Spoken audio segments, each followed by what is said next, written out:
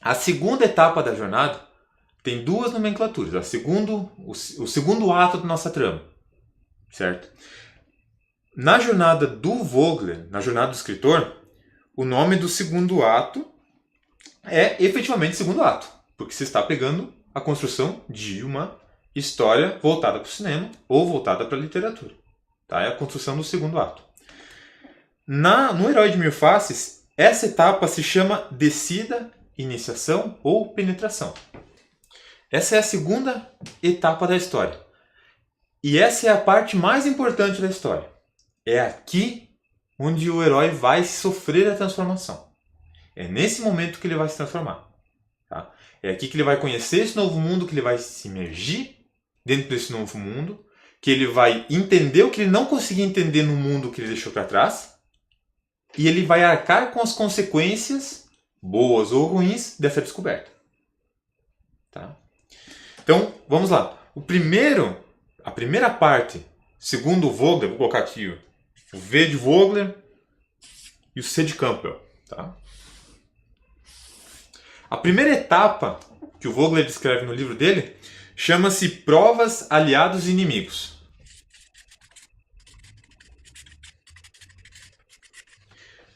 E o Campbell chama essa mesma etapa de O Caminho de Provas.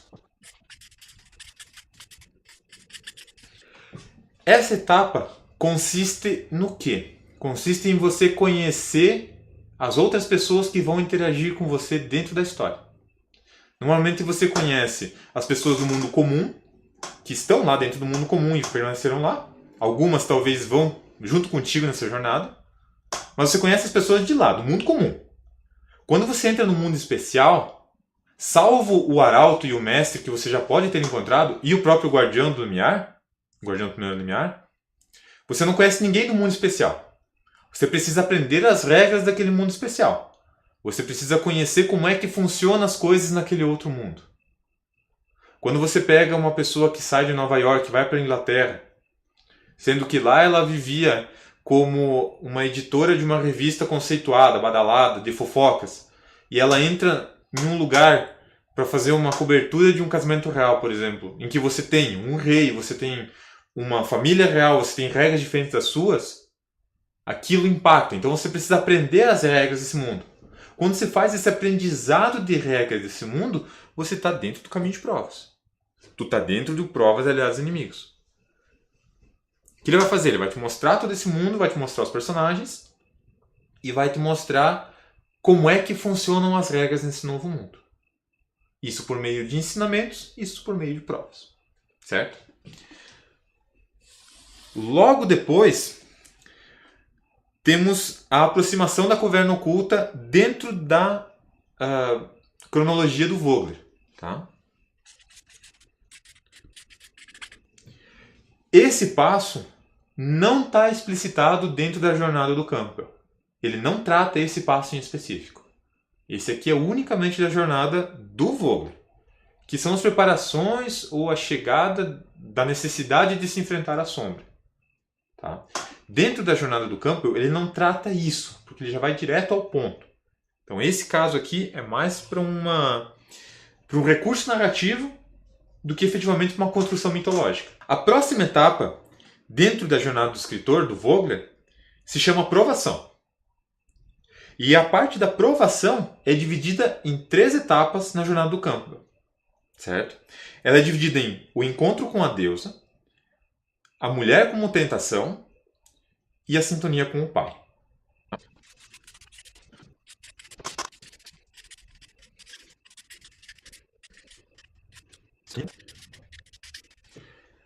Na construção mitológica que o Campbell criou, a partir da análise de mitos que ele fez do mundo inteiro, ele chegou a 3 possibilidades de construção de uma transformação do herói.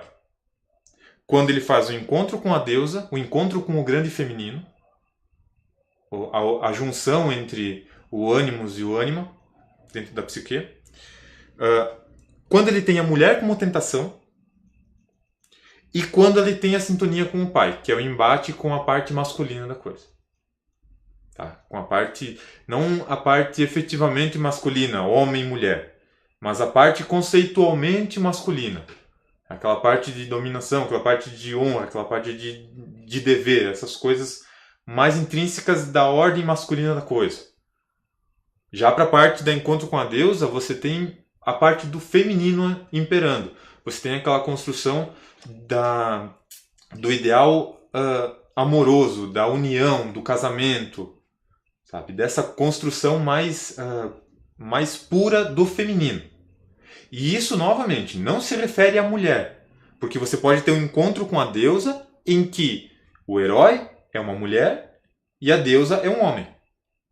Então, é o conceitual que a gente vai trabalhar. Então, essa aqui é a parte mais importante da jornada. Essa parte da provação e o encontro com a deusa, a mulher como tentação e a sintonia com o pai é o objetivo da jornada. É aqui que acontece a transformação. Em algum momento, dentro dessa etapa aqui, o herói vai descobrir o que ele não conseguia descobrir no mundo comum. Ele vai descobrir, através daquilo que ele já passou da jornada, qual é o seu real objetivo. E aí ele vai se transformar, para em seguida ele arcar com as consequências do que o seu ego anterior fazia, agora como self. Da sua pessoa comum fazia, agora ele estando como um herói. Esse momento, provação, é a chave da construção da jornada do herói bem feita. Se a provação for bem construída, a jornada do herói vai estar bem feita. Se a provação for construída de uma forma rasa, de uma forma simplista, a tua história vai ser simplista. Em uma trama em que você tem, por exemplo, uma novela, você tem multijornadas do herói acontecendo ao mesmo tempo. Cada personagem é um herói, porque todos eles são personagens principais. Embora tu tenha um foco específico numa determinada trama. Mas todas as microtramas têm suas próprias jornadas do herói de transformação. Você vê que o personagem que começa uma novela, um sitcom, qualquer coisa que tem um monte de capítulos ou um monte de evoluções, você tem toda uma construção para cada um deles, toda uma transformação de cada um deles e cada um vai ter uma parte importante na trama da história. Quando você pega o Game of Thrones, por exemplo, se você pegar o livro do Game of Thrones, cada capítulo do livro é um personagem. Cada capítulo do livro traça uma determinada linha temporal dentro daquela história, mas ele dá o foco para aquele personagem específico. Por quê? Porque você vai ver, além da história se desenvolvendo, a visão de cada um dos personagens sobre aquela história. E as transformações que eles vão sofrendo durante aquela história que está correndo. Então, cada um desses personagens vai ter uma provação diferente em uma determinada parte da história diferente. Normalmente, essa parte da provação é construída quando se faz a crise de uma história. Seja do personagem, seja do romance inteiro. Seja do conto inteiro. Seja do quadrinho, seja do livro, seja do que for.